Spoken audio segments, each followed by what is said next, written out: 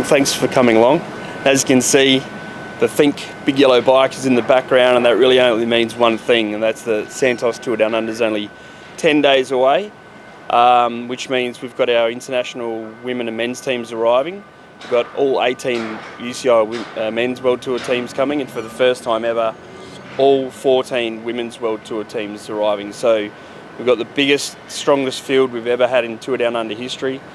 It's the most difficult stage race in our history, with multiple ascensions of the corkscrew and 3 times up Wollonga Hill.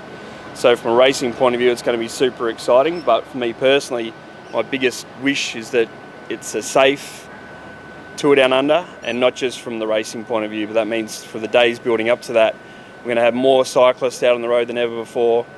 And with that, my biggest wish is that drivers and riders are patient with each other. Patience is a big thing out on the road. We're always trying to rush around to get to places, but a few seconds here or there really doesn't make much difference. So be patient out on the roads, be respectful, and that goes for the cyclists as well. And hopefully everyone can get along and we have a safe and healthy and happy Santos Tour Down Under. I'd like to hand over now to the Police Commissioner. Good morning, everyone. Absolutely fantastic time of year, of course, in Adelaide. There's so much going on. A bit of hot weather this week, but otherwise a really exciting time of year in our state, and not just in the metropolitan area either.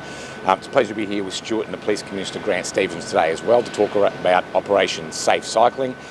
We have seen the big inflatable yellow bike behind us now, which of course signals to all South Australians and all visitors to our state that the Tour Down Under is about to start. And Stuart's right, of course, it's a busy time on our roads in terms of the number of cyclists who are out there, either participating in the Tour Down Under or those who are just inspired by the race being on, to dust off the bike and get out for a bit. My message to all South Australians is let's make sure that we maintain that fantastic reputation we've got as a state as being an awesome place to visit, because we're welcoming. We love people coming from interstate and overseas to enjoy everything that South Australia has to offer, but also to come and spend their money here into our economy. So let's be patient on the roads. There will be more cyclists on the road. That's what the Tour Down Under is all about. Let's look out for each other, make sure those cyclists are safe, but other motorists are safe as well, and do everything that we can to make sure that this Santos Tour Down Under is a really, really memorable one. I want to thank, of course, Stuart for all the amazing work that he does. Obviously, it's a very, very strong field this year, which is fantastic. We're expecting really, really good numbers as well. And the state government is very proud to be a supporter and sponsor of the Operation Safe Cycles program, which the Police Commissioner will talk about a bit more now. Yeah, thanks, Minister. I think the main purpose for me speaking today is to emphasise our expectation of road users right across South Australia, but particularly around the wider metropolitan area and some of those inner regional areas, which the Tour Down Under will visit. We are running Operation Safe Cycling for the duration of the event. We will be focusing on cyclist behaviour and other road user behaviour as well. Sadly, in the last calendar year, there were 640 collisions involving cars and cyclists. 3 cyclists died and 87 were seriously injured. We want to see that number as low as possible, and that requires people to act with tolerance and patience, as Stuart said, and that's what we'll be monitoring on the roads over the course of the Tour Down Under. The Minister and Stuart have both highlighted the fact that we do see significant numbers of cyclists on South Australian roads over the course of this event. We have people coming from interstate and overseas to participate, and we want them to be able to do so as safely as possible. So the message is clear. Act with courtesy, common sense and safety as your main priorities when you're out and about on our roads, and when you're in close proximity to cyclists, remember just how vulnerable those cyclists are as road users. We want them to enjoy this event as much as everybody else does and go away with good memories. So I'm happy to take questions before I hand back to the others.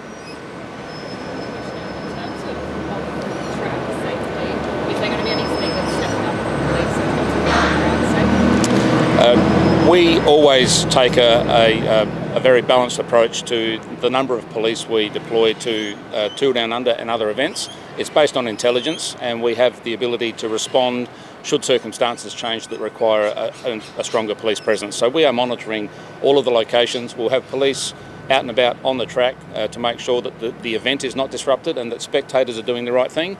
And anyone who is looking to protest for any particular reason, that their protest activity doesn't disrupt the event or inhibit the movement of vehicles and other people right throughout the courses that we'll be seeing over the screens over the next couple of weeks. You mentioned those protests there. We did see some last year in terms of the Israeli team. Obviously, we've had the very big incident with Bondi and a rise in anti-Semitism concerns. Are you stepping up anything to ensure, I guess, people's safety in the wake of that? As I said, we monitor intelligence closely. We engage with lawful protesters. We negotiate how they can undertake their protest activity in a way that doesn't disrupt the event. And if we see any sort of protest activity or disruptive activities that need to be addressed, then we'll be deploying additional police to make sure that that's done quickly and effectively so people aren't inhibited in relation to their enjoyment of the Tour Down Under. So with the Ashes... Beg your pardon? Overall, will there be more boots on the ground? We normally don't disclose just how many police officers we deploy to major events, but I can provide an assurance that we will have sufficient numbers of police to deal with the day-to-day activities that go with the Tour Down Under, but in a position to be able to respond effectively if there are any other incidents in and around the event that require additional police presence. The Ashes were a declared public event in this state. The challenge with this one is the number of locations and venues that are involved over the course of the entire period of the Tour Down Under. That makes it more challenging to declare a specific location, but we do have certain powers that we can utilise, and the police officers on the front line are aware of those powers, and we're taking positive action if there's anything disruptive occurring.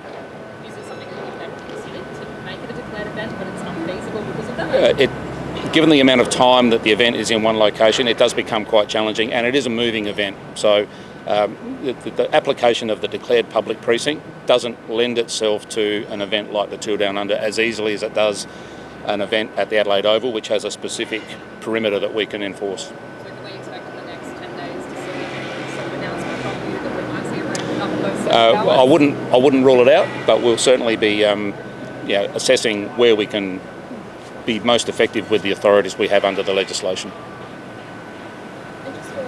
Sure.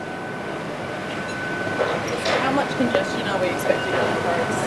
Those bikes? How many people are we expecting to come through? Oh, that's a tricky question. Have an answer for. I mean, every year I think we've seen the growth in the Tour Down Under in general. I think we had more interstate visitors, more international visitors.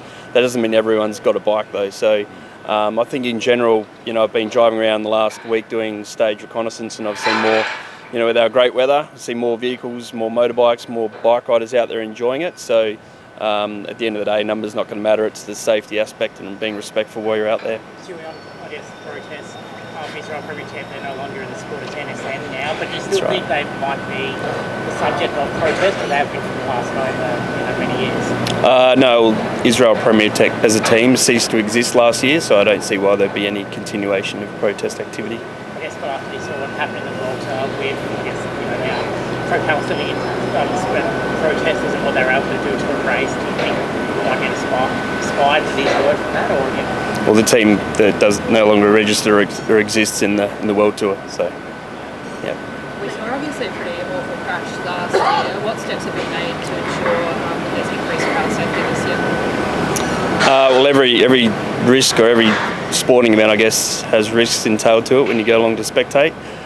Same as if you went to a big bash game, I guess. Look, we're always doing the best we can for safety aspects, and ask people to be respectful as well and to stand back a bit further on the road. Maybe not to kind of hang over the barriers would be my first recommendation. Are you happy with the field, especially the men's one? It seems very hard to get the top male riders out here every year. I think this is the strongest Santos Tour Down Under field we've had across men's and women's in history, so I'm really happy with the peloton. You've got an Oscar only if he didn't move to any else? I'm not in charge of which riders go to which races. That's up for the team to choose.